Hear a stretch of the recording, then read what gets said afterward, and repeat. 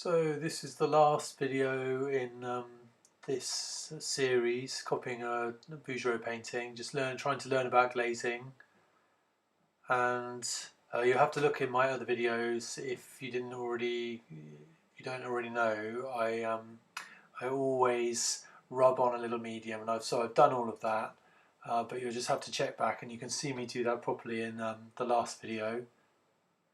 So now I'm just after the first glaze, I just felt that it was actually a lot cooler than the original.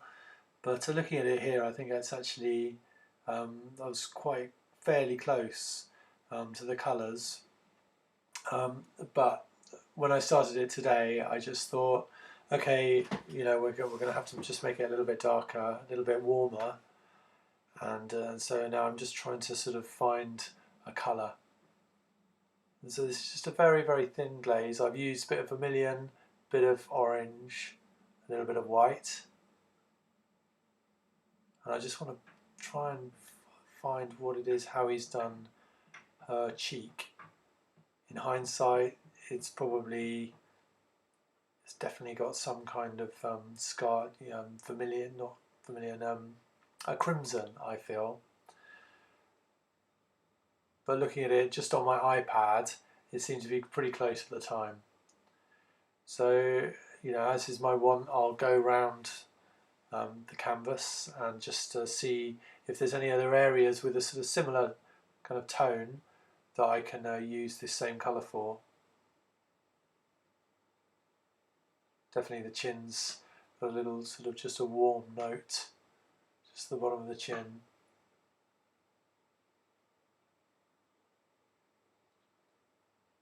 And I'm just scratching it on with a hog's hair brush.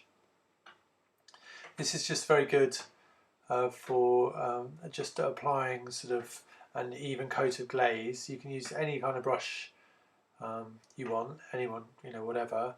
But for me, anyway, I always love using hog's hair, and they're very good for that.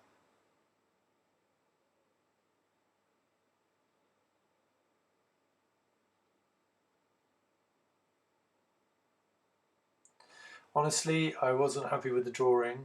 I thought I'd be able to correct it, but we get to the end and it's still quite close. I'm not sure. I think that's to do with me sort of sitting at the side trying to sort of see everything, and normally I'd be working dead on, but then I don't think you'd be able to see it if that was the case. But maybe in the future you just have to see everything, me and the canvas and the reference as well. But really I'm just trying to show you, so you've got the palettes there, and you can see the palette that I'm using. White, I've got Indian yellow, which is very translucent Indian yellow, cadmium orange, vermilion, and then rose madder, alizarin crimson, ultramarine blue, sap green, viridian, and ivory black. I didn't actually use the viridian today, but I think this is the thing with glazing. Maybe I would have taken the whole thing. You can see if you just skip through, it ends up being fairly warm. But I'm sure Bouguereau just went over, if there was too much warmth, then you can just glaze over it with a cooler colour, like a sort of like the viridian, because I think there's definitely traces of viridian around just under her lower lip and areas like that, as I was talking about in the last video. The main problem I had with the drawing was just around the eyes, because I think everything's pretty close, but there's just something that's not quite working.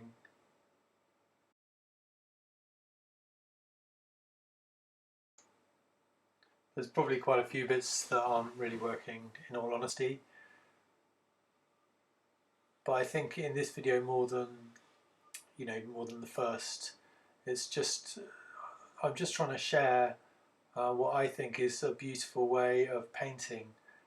It's just got such a lovely quality to it when you glaze oil paint, and you can just see how, hopefully I can just show how straightforward it is to make adjustments, and nothing's lost because the underpainting is there, and the drawing's all been done, and it's just a process of just starting again, going back and deepening the colours and enriching them. And this is only the second glaze.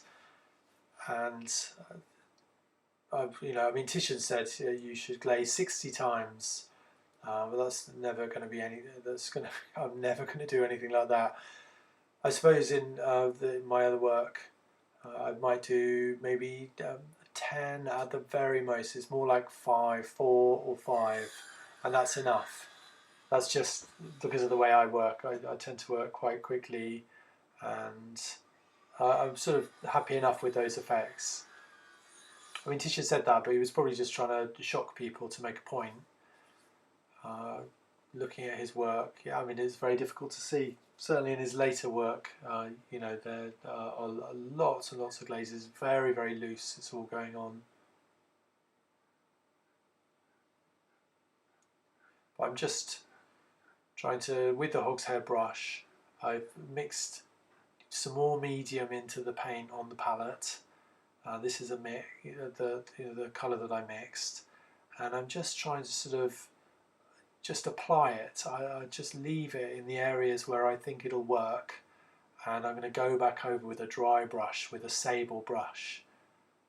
I tend to use quite a lot of medium. I suppose I'm using more anyway, so we know it's on the surface because I've rubbed that on. I painted it on and then I rubbed it off, and there's definitely just a thin layer of medium all over the surface. But now you can see that I've just added even more to the mix. If it doesn't work, I just pick it off with my finger usually. I'm just making sure it's even, but just again, it's guesswork. I'm just going over, just trying to work out and see how it looks. In the areas now where I can see, I felt it was just maybe possibly a little bit too dark, a little bit too much sap green in those earlier glazes, just around in the shadow of her neck.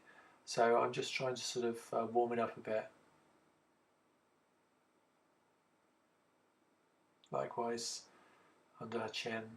It looks very, very dark actually. I don't looking on my iPad and seeing it here, the image that I've got, her lips are just completely scarlet, and that's not what I was seeing on my iPad. So there's my first excuse. Here next to it, it just seems what I've done seems very, very dark. But I do adjust that in a while. And actually, interestingly, it was a revelation again. I just took some pure paint, no mixing at all, and just dabbed that on, and that worked. So that was something I felt like I learnt about his technique.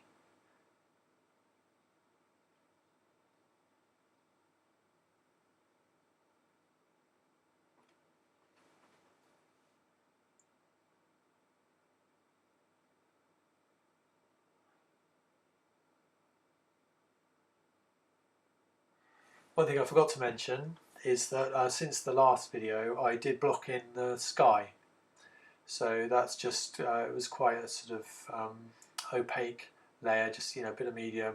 I didn't prime, I didn't put any medium on the surface or anything like that. I just literally blocked it in as closely as I could to what I could see. And then I guess absolutely, if I was to take it to a high degree of finish, I would glaze over the top of it again. But it was just, what I used was a little bit of ultramarine and cerulean blue together, and obviously white.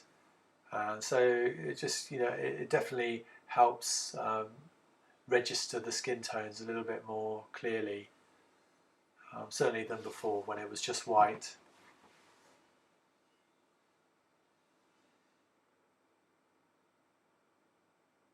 I don't know why it's all at an angle. I spent a while trying to set up my camera so that it wouldn't do that, but it did.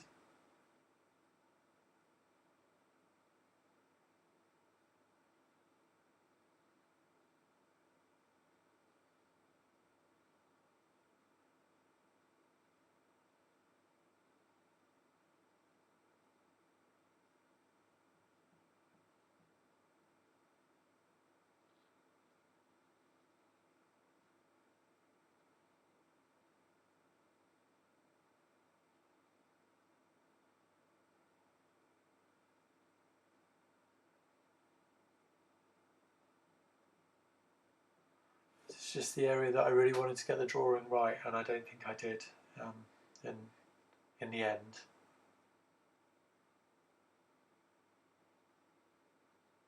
But later, I think if the image is right, you know, it's sort of site size, isn't it? Do they call it? Where you've got the image pretty much the same size as your painting, and you can just look from one to the other, and you can check the drawing.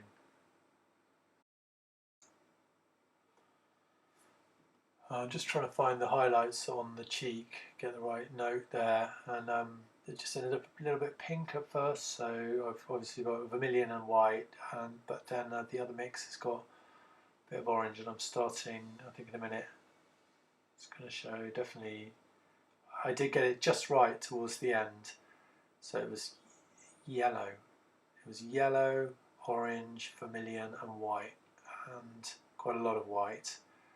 And that, I think, was dead on. Certainly from what I could see, what I was looking at on my iPad. I don't know if that's, it doesn't, I don't think it's exactly the same as what you can see here. But I mean, obviously it's pretty close.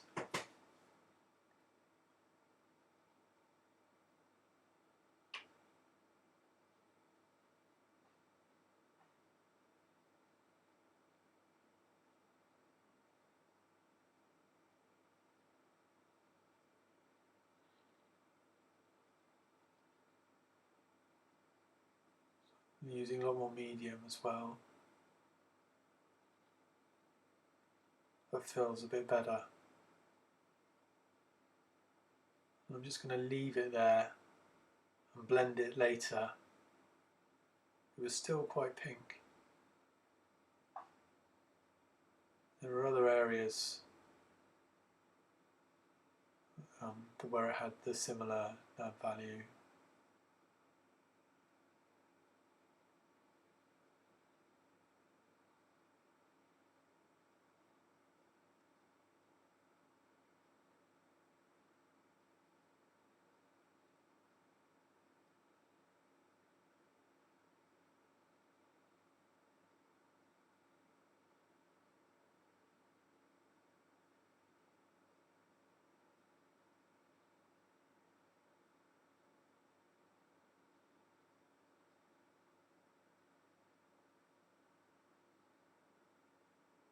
Still trying to just adjust the drawing. There's something, it's got a slightly bigger nose in the original. I need to make the nose that I've painted a bit bigger.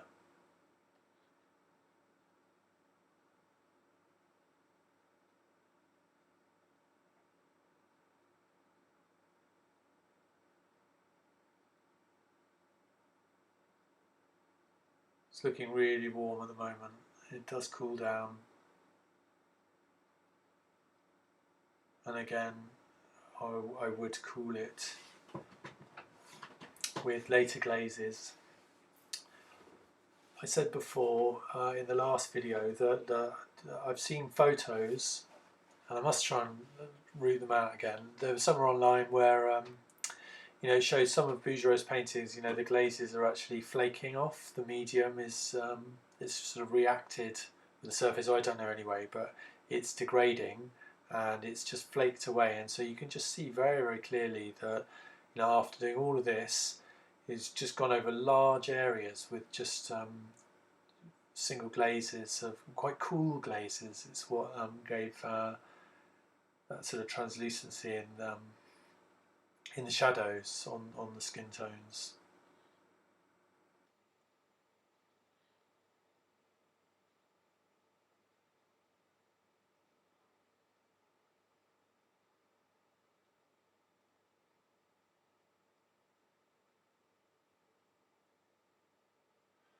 I'm still trying to find the right colour in these areas, but then you see I just noticed that further down her cheek there's just it's just slightly lighter.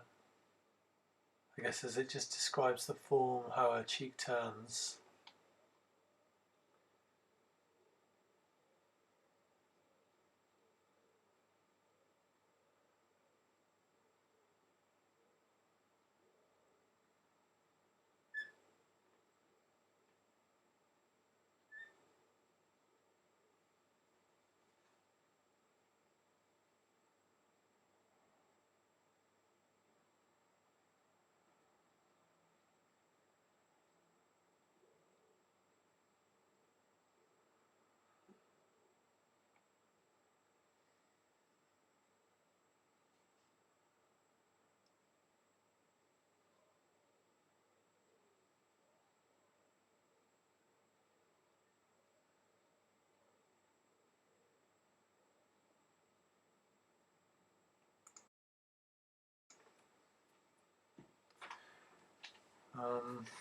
Yeah, sorry, I should have some background music or something. I'm relying on people to do that themselves.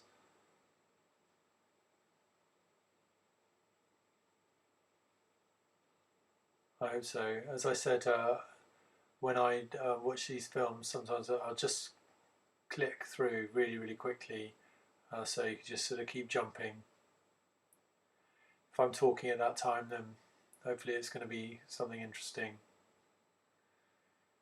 So now I'm just going to mix. I've got to find a darker, sort of a warm shadow. So that was orange, vermilion, bit of yellow, and sap green.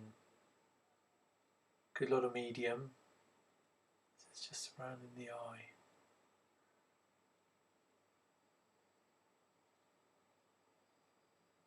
Just felt somehow it's a bit flat the way I painted it.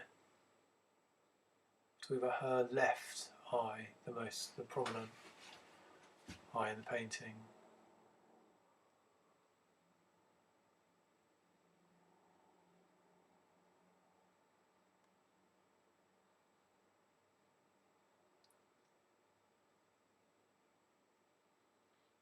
This is an example of how, with the glaze, you can continue the drawing with the glaze. So I'm just sort of adjusting it as far as I could tell.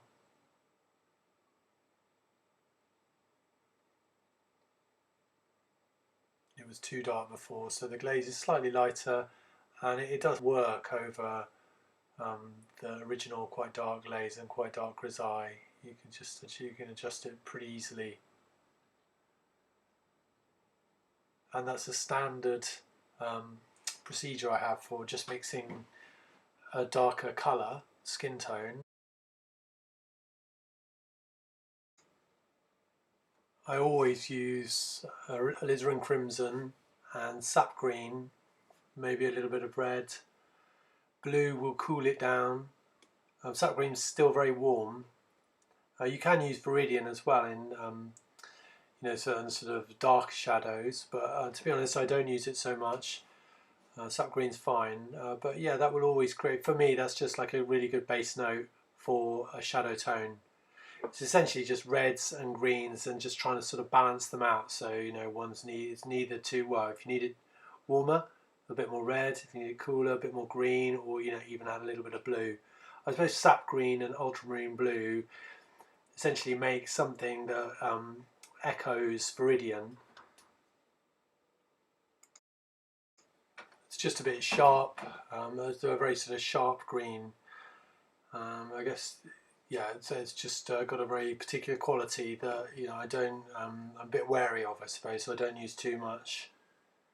But essentially, that's what I do these days. That might anyway change.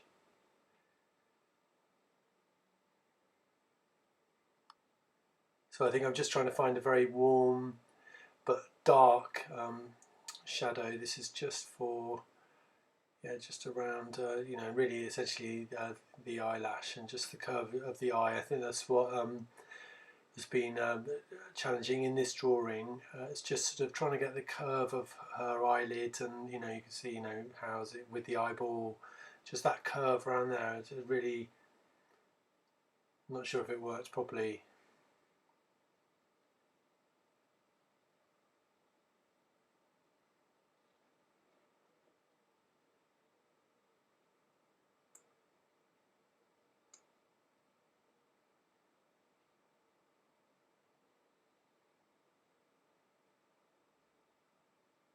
So I'm just using a Sable brush now,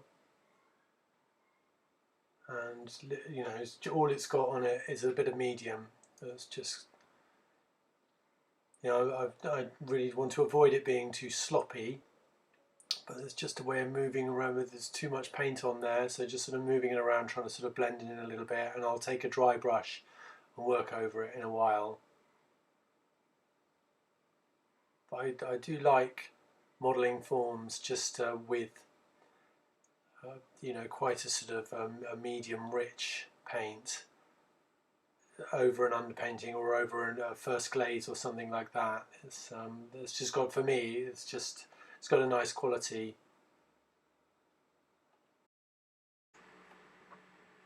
I'll have to do a video in the future where I show just very, very close up of what that looks like on the surface of the painting, where the paint just when it's heavily loaded with that medium, and this is all relatively speaking, but it just swims around on the surface and just has a very liquid quality, which I like. So you can see it's still possible to go over where it's quite dark. I can just go over with a slightly lighter colour, and it doesn't affect the overall translucency of the glazes. It's just another layer of glaze which the light can shine through.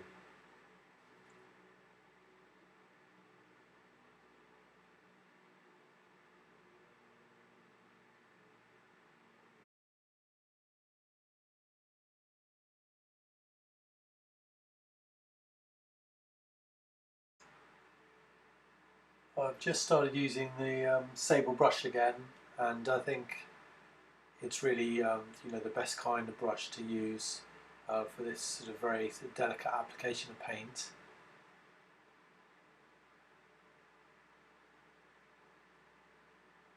I'm constantly trying to keep it dry as well, constantly just wiping the paint off.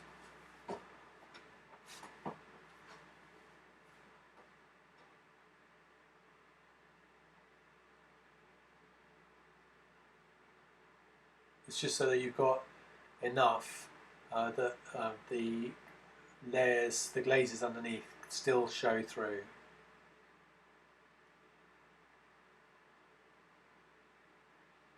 And it's really a combination as well of sort of applying the paint and taking it off at the same time.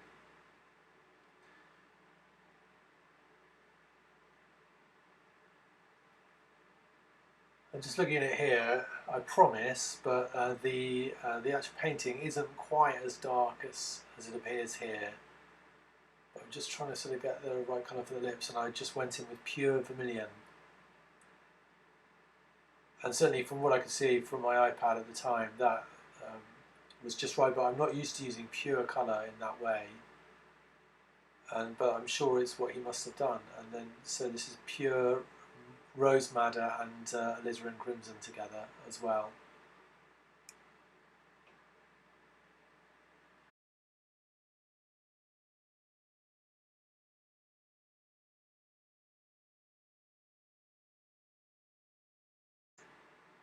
I just wiped the brush clean, got a bit more of the sort of the lighter tone, and then whatever rose madder and crimson and vermilion is on the brush, so it literally sort of blends on the brush.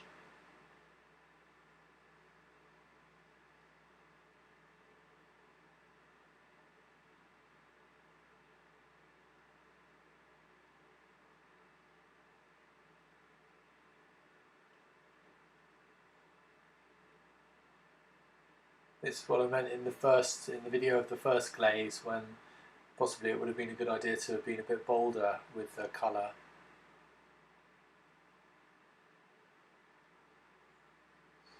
Yeah, I'm not used to using just pure colour like that.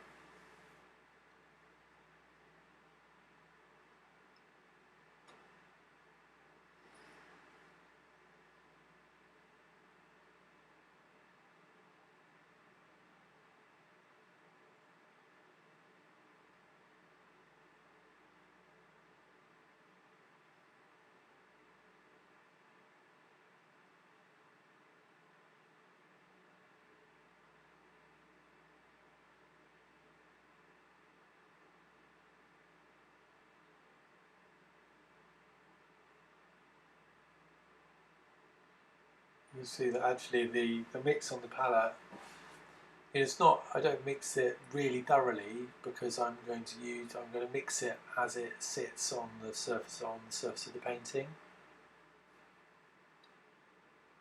Always picking it off just with a bit of tissue.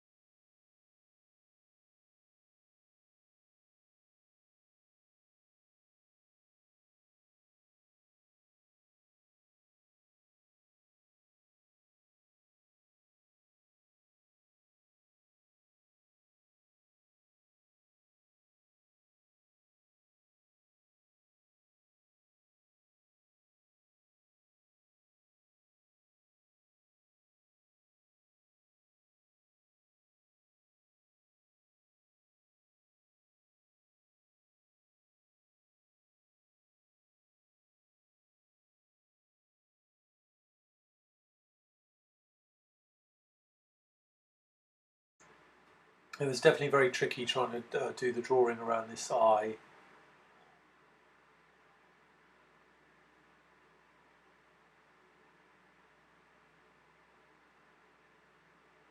And possibly there ended up being too much paint there, but it's something that, you know, would just be continually refined with later glazes.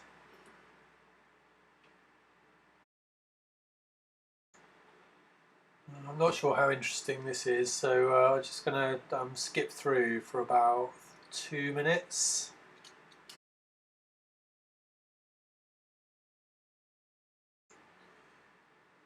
So 2 minutes down the road, yeah, I'm just using a slightly bigger Sable brush just to sort of start blending in some of the glazes that I've already laid down.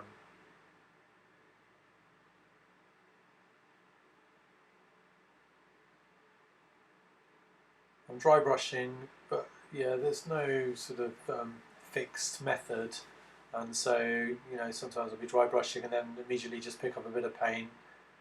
I'll wipe it off again. It's quite good just to have maybe a fraction of paint if I'm just blending a particular area.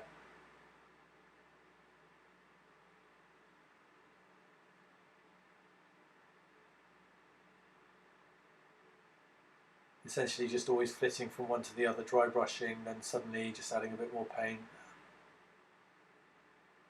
and then you're concentrating and, you know, you're just not thinking about it, and then you just pick up a bit of paint and do that.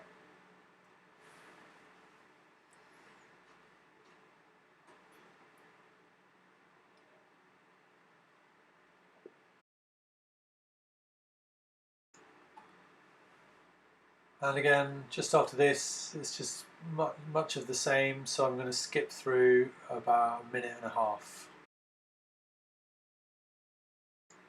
Actually, scratch that. I've decided there's one thing that I did want to show, and it's this. I just suddenly realised further down that I had added this colour before. So just with a hogshead brush, it's just a little bit of orange. I probably meant to do it on the first glaze, or I thought about afterwards when I'd finished that. It would have been good to have done, but it's just it shows very simply the wonderful transformative properties of glazing, and how dramatic it can be. Just to quickly add just very, very thin colour, you know, suddenly it's sort of done in a way. You can spend a while blending it, taking it as far as you want, but usually in terms of my painting that can be enough. Looking at it now, maybe it could have been even richer, but it's just such a satisfying thing to do. But we are going to jump forward a minute now.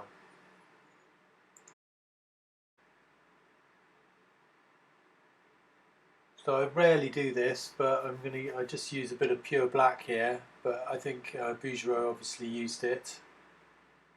Normally I would, you know, you can see I've gone into the other, the darker tone that I made earlier with, you know, crimson, blue and sap green, just to warm it up a little bit. It's quite good, you know, sometimes just even with a grisaille to, you know, just when you've got ivory black, just mix a little bit of alizarin crimson in just to give it a sort of depth. So yeah, I like to do that just for warmth.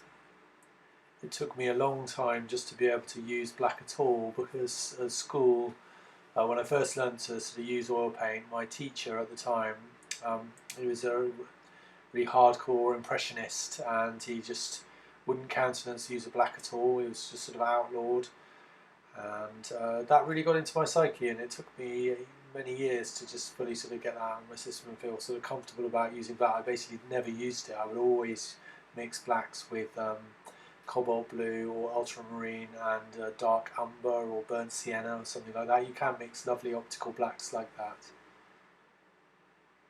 but it's quite an efficient colour. But I always add something just to warm it up. And I've been itching to do this for a while, just to soften the areas at the edge of her hair.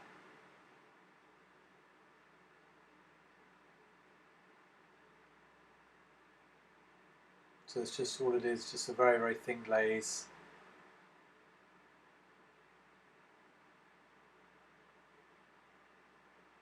And softening the areas, and also just sort of adding a little bit of depth I don't know, it's very difficult to see on the iPad, or when I was working, as we're looking at it now, you can just see on the image, you know, there's definitely different tones where the hair catches the light.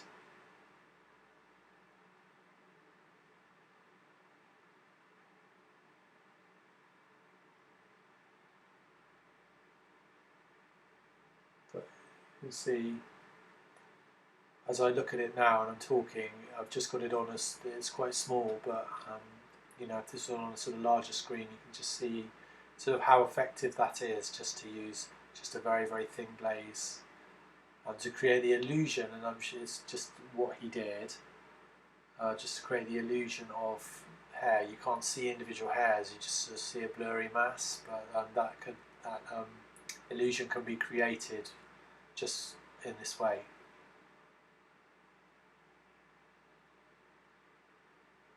It's much more of a pure black now.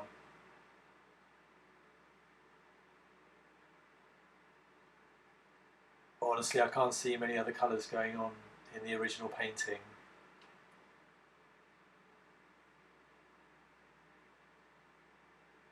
And what I mean by that is that I don't think he mixed that black optically. It's just come straight out of a tube, in my opinion.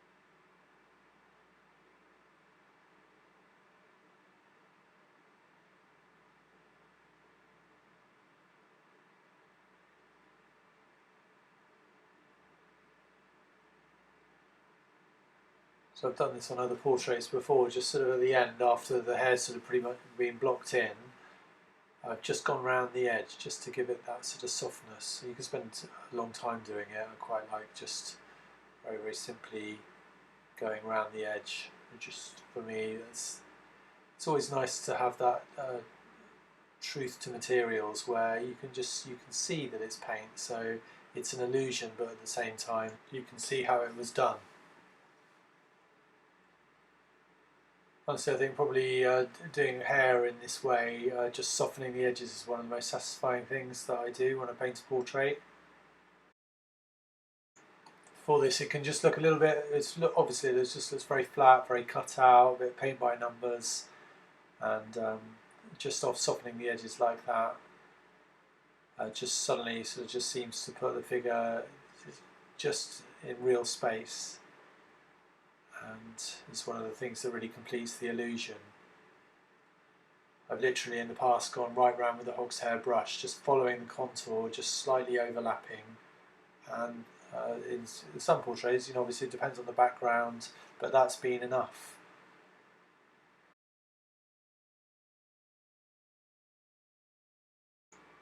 I'm still just going around trying to add a little bit of depth, a little bit of shadow within the hair, but yeah, I'd have to try again, simply because it's, yeah, looking at it now, it's much easier to see.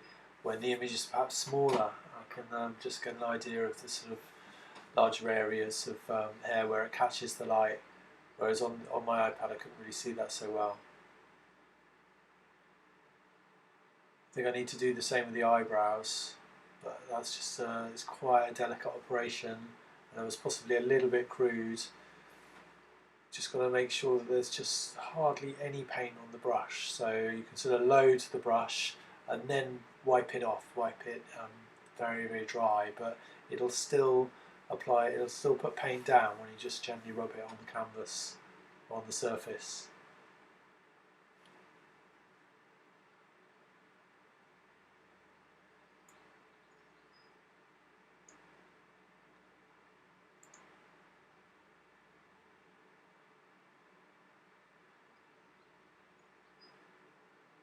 I'm trying to do that there. I just added a little bit of medium actually, just to see if I could use that just to blend in what I've applied.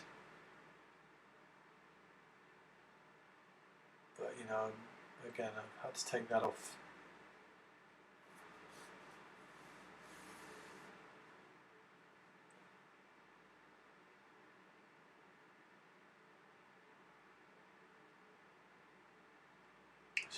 That's as far as I got with the hair actually on this glaze. I just got distracted, but I'd go over it again. It's very sort of blurred in the original painting. But you could probably do that with some of the light blue glaze that you would possibly use for the sky, and just blend it out. Actually, having said that, no, it's much easier to just to have the black glaze and just to go over once the sky's completed. Then just one of the final touches would be just to go round and just add little wispy bits of hair. Yeah, I was saying her nose is just slightly bigger in the original, so just here I'm just trying to, with hardly any paint on the brush, but just trying to sort of reshape that.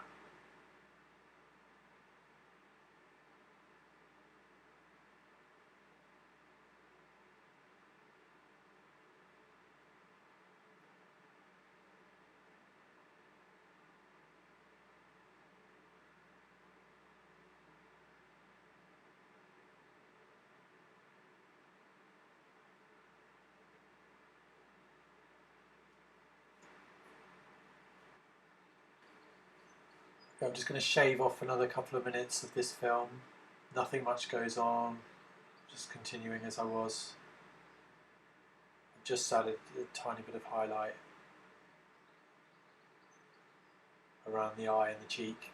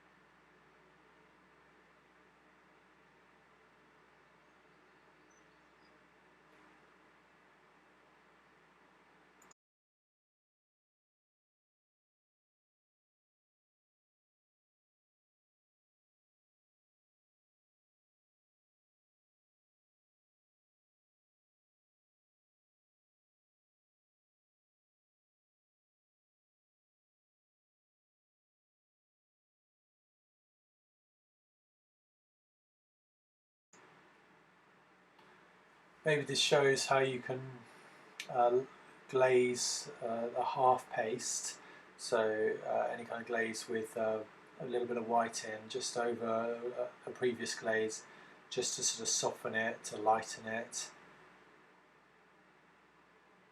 Still, you have to see what this is like when we get to the end, but it's still just a little bit warm. Just working now. There's paint all over over most of the surface of the figure. So it's all wet and wet now.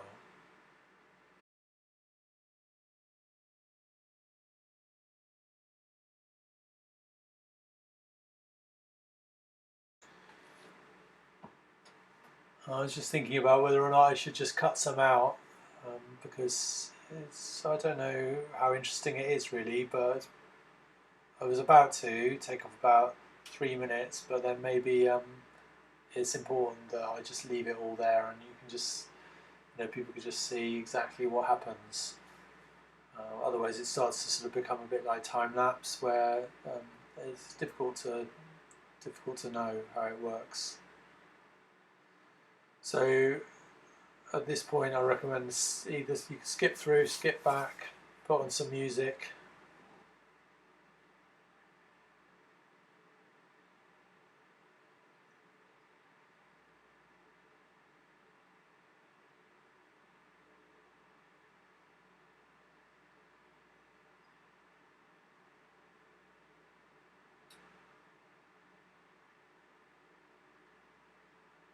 I think those highlights are quite close to the original. but I'm not really happy with the drawing.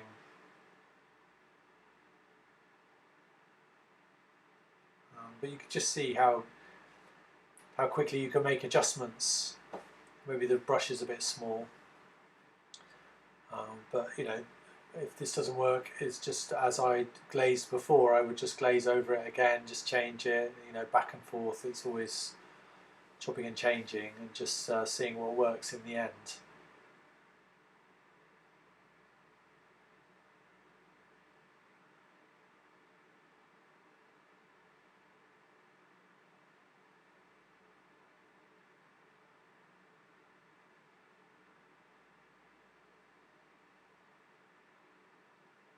I suppose it's because just the angle of my camera is just tipping a little bit, and so I don't know, maybe that affects the way I'm looking at it, and I'm thinking, oh, that's not right, or maybe the nose is at the wrong angle, but then it's probably because of the camera angle.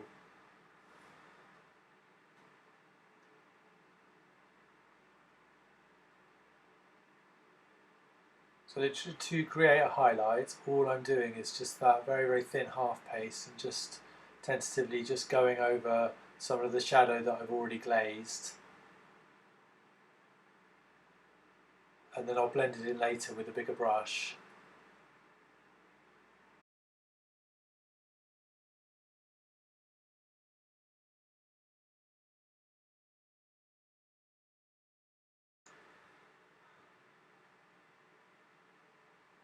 So that's an example of just leaving a little bit of paint on and then take a dry brush and just blend it in, spread it around.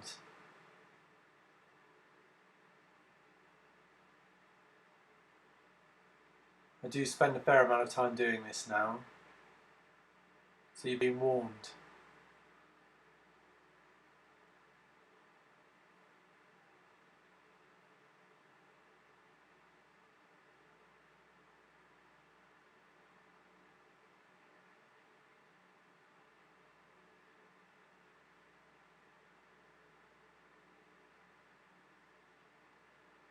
It's still looking very warm here, around her neck. Yeah, I'm definitely going to change that. By the end of this video it does change.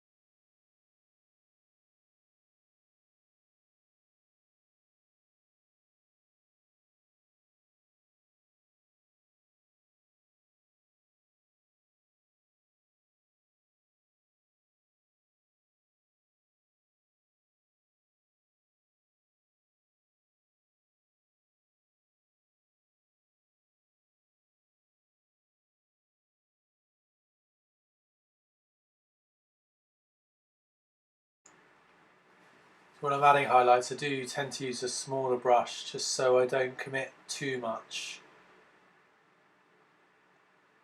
You know, if I was using a large one, then suddenly it could just, you can go too far, and then you've got to sort of either wipe it all off, or you can just get really bogged down in it and keep trying to fix it, and it doesn't work, and it gets worse and worse, and it makes a big mess. So just sort of very tentatively adding some areas of highlights or shadow, and then going over those with the dry brush. And I'm constantly keeping the dry brush dry, because every time you're stroking it against the surface, and there's medium and paint all over this now, it's picking it up as well as pushing it around, so it's got to be kept clean. And occasionally I'll just go off and give it a proper clean, you know, with some, I use stuff called Zest It, but you know, white spirit or whatever you want to use.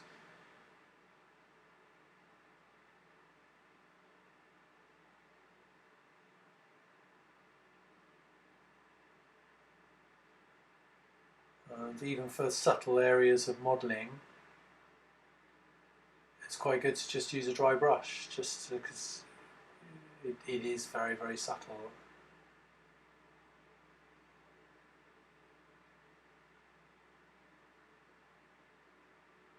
and at the time I don't know if it's so easy to see, but I've gone over the eyebrow, but there was just too much paint, too much black, it's too harsh, too much contrast, so I'm just trying to sort of, as well as blending it in, I'm trying to sort of pull some of the paint off. I very rarely wipe it all off, but sometimes if it's just really not working, I will just take a cloth and take all that paint away, put a bit of medium on and just clean it, because certainly with the alkyd medium, as long as you've got oil paint that's gone off, then it's going to be very tough, and as long as you clean it gently, then you can just remove it and have another go. I don't know, maybe it's a failing, but I tend to just sort of want to keep trying, and then it can just, if it's not working, sometimes you just, as I said, you just make a big mess. And even ruin paintings. I've done, I've done that.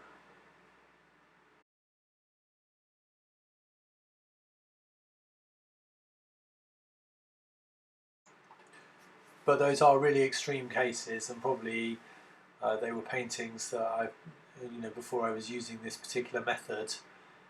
And I've said it a lot in various videos, but it's one of the beautiful things about glazing is that it's never irredeemable as long as you have keep hold of the grisaille.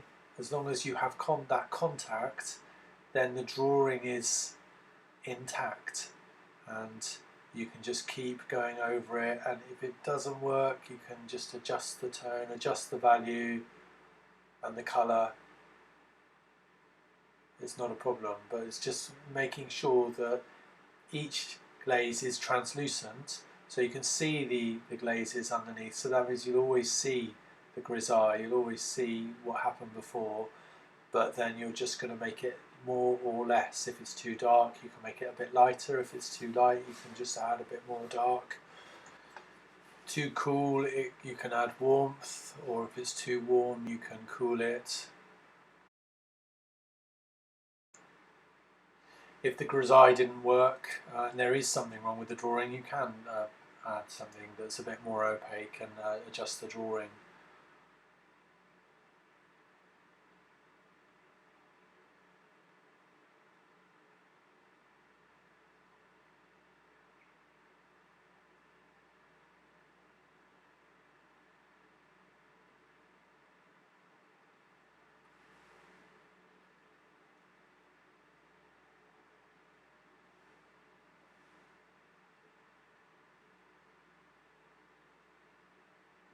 So this is the bit I think where I got I felt at the time exactly the right highlight, exactly the right colour. So that was yellow, orange, vermilion, some white.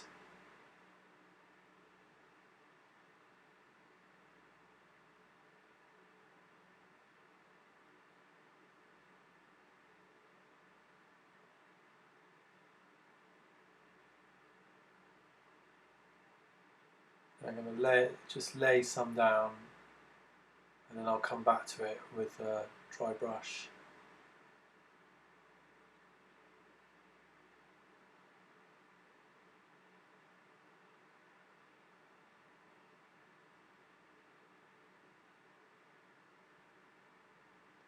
Still got to be careful not to lay too much down, because then the dry brushing, it just becomes more, as if you're using a wet brush really. It's just, you just can't have too much.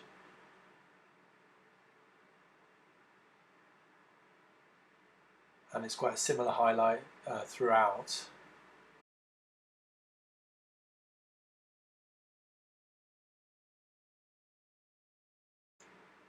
And then because I've found it and it's working, if I need to lighten it, I'm just going to sort of, you've got the dark area, I'm adding a little bit of white, and then I start to just slowly sort of move down, and it gets whiter and whiter.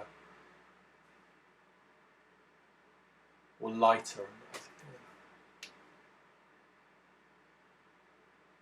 I'm just testing, just guessing. It's very, very light, up just over her shoulder.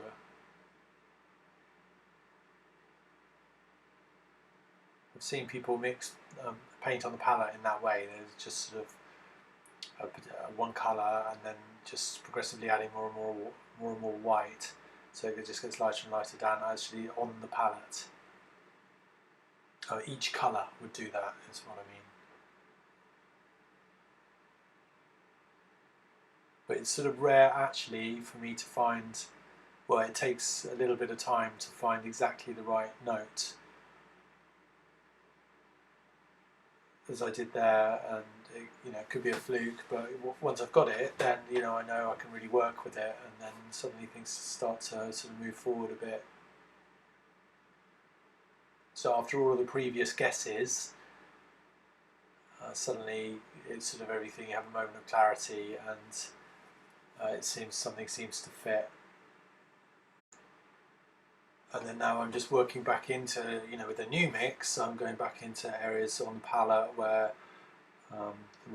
that I mixed earlier on, and just see how they work together, because they weren't too far off the first time round.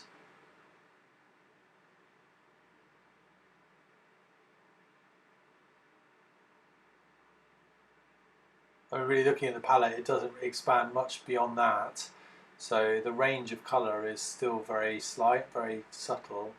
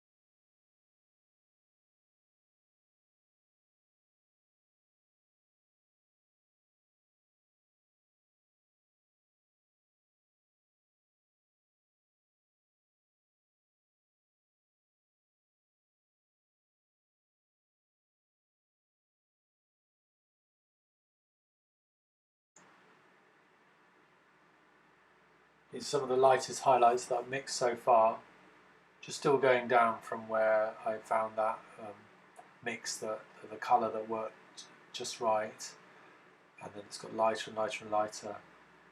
I think the lightest parts are the collarbone and the shoulder.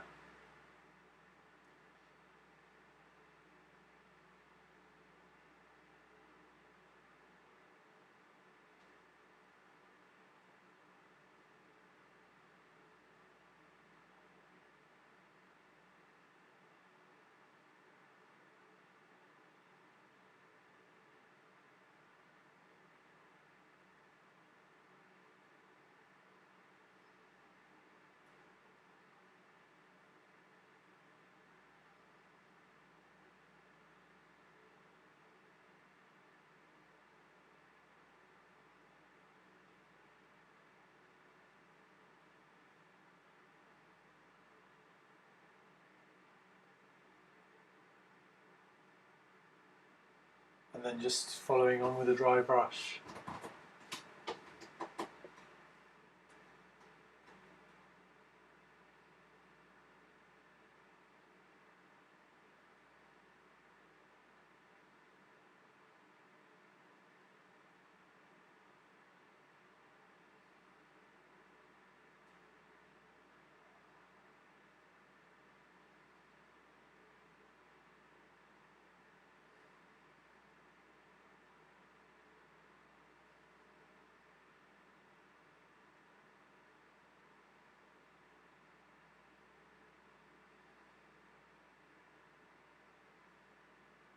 Trying to keep it dry, and just also see using it to finish the drawing, just the drawing of the shadow areas.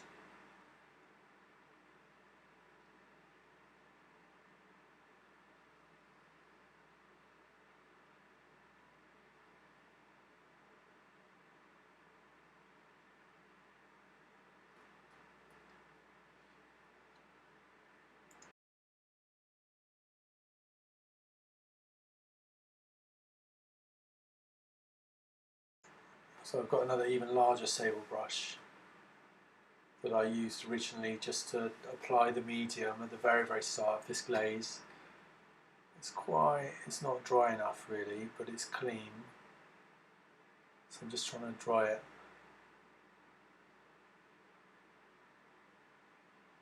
It still functions.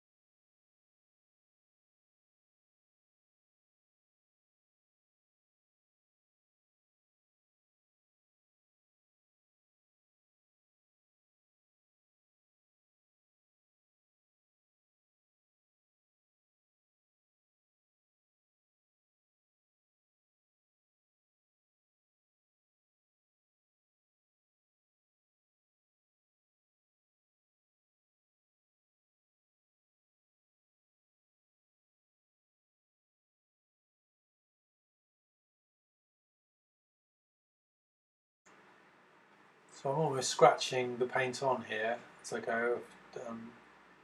Carried on. Now I know the right mix to create, the right colours to create. I can just see that's really beginning to work in terms of the flesh tones. But they work precisely because the first glaze and the grisaille are showing through. Just leaving some there, and then I can go back over it now with this brush, the dry brush.